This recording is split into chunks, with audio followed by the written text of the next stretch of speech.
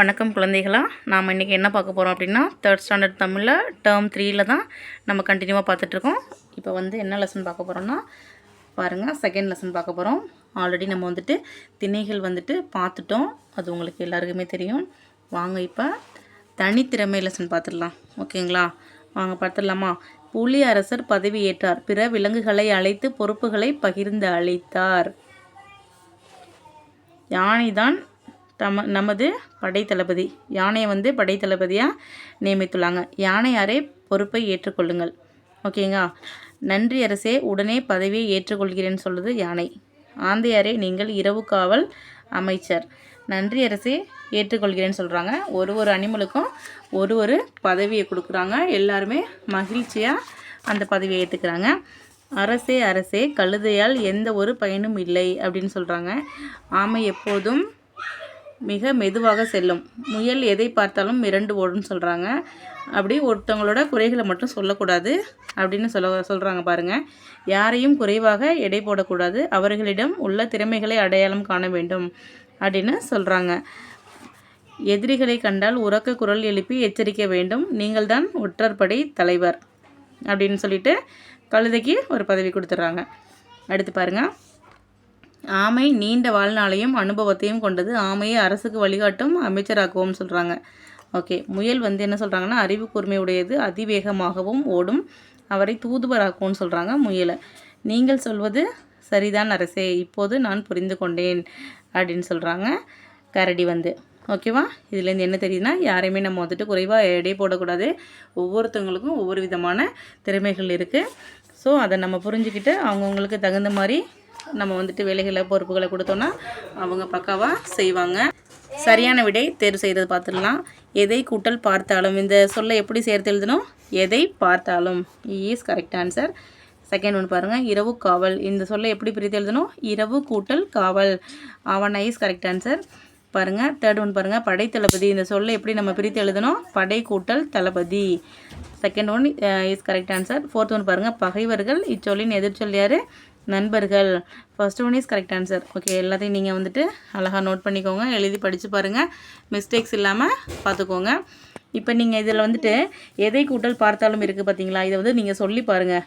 எதை பார்த்தாலும், அப்போ இப்புன்றது நம்மளுக்கு சொல்லும் போதே வருது. அப்போ இப்பு தான் வரும். அதை சில பேர் என்ன பண்ணுறாங்கன்னா, இதை அப்படியே ஜாயின் பண்ணி எழுதி வச்சிடுறாங்க. சொல்லி பார்த்தாலே அது ஆட்டோமேட்டிக்காக வருது. எதை பார்த்தாலும், அப்போ இப்புன்றது நம்ம சொல்லும் போதே வருது. நல்லா கவனிச்சு எழுதுங்க. இரவு காவல் அப்படின்றது இப்போ பிரித்து தான் எழுத சொல்லியிருக்காங்க. இரவு கூட்டல் காவல். அப்போ இக்குன்றதை நம்ம எடுத்துடலாம்.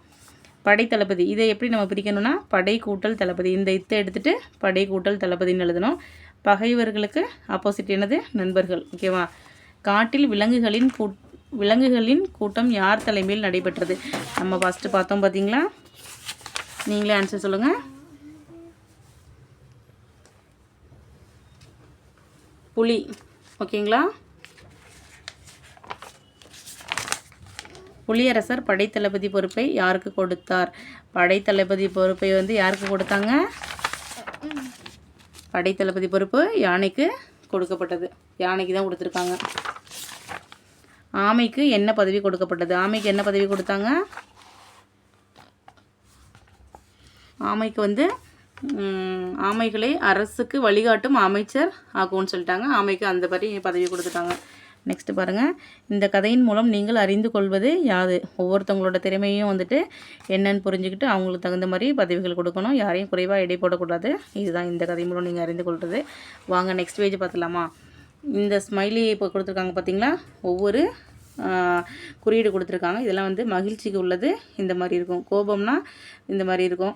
வருத்தம்னா சேடாக இருக்கும். வியப்புனா ஆச்சரியமோட நம்ம பார்க்குறது. அச்சம்னா பயந்து பார்க்குறது. அழுகைனா கிரேயங்கோட இருக்குது. இதுதான் இந்த ஸ்மைலியெல்லாம் நீங்கள் அடையாளம் கண்டுக்கிட்டு நல்லா வரைஞ்சி பார்த்துட்டு கொடுத்துருப்பாங்க. அதில் நீங்கள் எழுதிக்கலாம். ஆமாம், கொடுத்துருக்கதை அவங்க எப்படி இருக்காங்கன்னு பார்த்துட்டு நீங்கள் அவங்க கோபமாக இருந்தால் கோபம்னு எழுதிக்கணும். அவங்க ஹாப்பியாக தாத்தா பாட்டி வரதை பார்த்துட்டு அவங்க ஹாப்பியானாங்கன்னா மகிழ்ச்சின்னு எழுதிக்கணும். அதுக்கப்புறம் அச்சம், எதையோ பார்த்துட்டு பயப்படுறாங்க, அப்போ அச்சம்னு எழுதிடணும். விழுந்துட்டாங்கன்னா என்ன பண்ணால் விழுந்து அழுகுவாங்க இல்லையா, அதான் அழுகைன்னு இங்கே எழுதி வச்சுருக்காங்க. ஓகே, இப்போ வாங்க பார்த்துலாம். புத்தாடை அணியும் போது ஒரு ட்ரெஸ்ஸு புதுசாக போட்டிங்கன்னா அதுக்கு நீங்கள் என்ன ஆகுவீங்க? மகிழ்ச்சி ஆகிடுவீங்களா? அப்போ மகிழ்ச்சிக்கு எங்கே இருக்குது? இந்த ஸ்மைல் எடுத்துகிட்டு அழகாக இதில் வரைஞ்சிக்கோங்க. அதை ஆல்ரெடி அவங்களுக்கு கொடுத்துட்டாங்க. எக்ஸாமில் கொடுக்கும்போது நான் சொல்கிறேன். மிகப்பெரிய யானையை பார்த்தால் மிகப்பெரிய யானையை பார்த்தால் அப்படியே ஷாக்காக நிற்பீங்க இல்லையா? அதான் ஆச்சரியம். எங்கே இருக்குது? அதான் வியப்பு. இந்த பொம்மை எடுத்து அழகாக வரைஞ்சிக்கலாம். யாரேனும் கீழே விழுவதை பார்த்தீங்கன்னா என்ன பண்ணுவீங்க? வருத்தப்படுவீங்க இல்லையா? அதான் வருத்தம் வந்து இதுதான். திடீரென பாம்பை கண்டால் என்ன பண்ணுவீங்க? பாம்பை பார்த்தா என்ன பண்ணுவீங்க? அச்சம். பயப்படுவீங்களா மாட்டிங்களா? பயப்பட மாட்டிங்களா? ஓகே, அச்சப்படுவீங்க இல்லையா? அந்த ஸ்மைல் எடுத்து அழகாக வரைஞ்சிடலாம். புரிஞ்சிருக்கோன்னு நினைக்கிறேன். இது அழகாக வரைஞ்சிக்கோங்க, எழுதி பாருங்கள். கரெக்டாக இதெல்லாம் ஒன் வேர்ட்ஸில் வந்துட்டு நீங்கள் இந்த மாதிரி பிக்சர் கொடுத்தாங்கன்னா, இதை விட இந்த பிக்சர் மட்டும் இல்லை, இந்த பொம்மைக்கு தகுந்த மாதிரி பிக்சர்லாம் கொடுப்பாங்க. நம்ம தான் வந்துட்டு கண்டுபிடிச்சி அழகாக நம்ம ட்ராயிங் பண்ணணும். ட்ராயிங் பண்ணுறதை ஈஸியாக பண்ணிவிடுவீங்கள்ல. ஓகே ஃப்ரெண்ட்ஸ், இந்த வீடியோ பிடிச்சிருந்தா என்ன பண்ணணும்? லைக் அண்ட் ஷேர் பண்ணணும். பிடிச்சிருந்தா சப்ஸ்கிரைப் பண்ணிவிடுங்க. நம்ம வந்துட்டு அடிக்கடி வீடியோஸ்லாம் போடுவோம். நீங்கள் வந்துட்டு எல்லாமே நீங்கள் பார்த்துக்கலாம். எதாவது டவுட்ஸ் இருந்தாலும் நீங்கள் கேட்கலாம். Okay friends, thank you.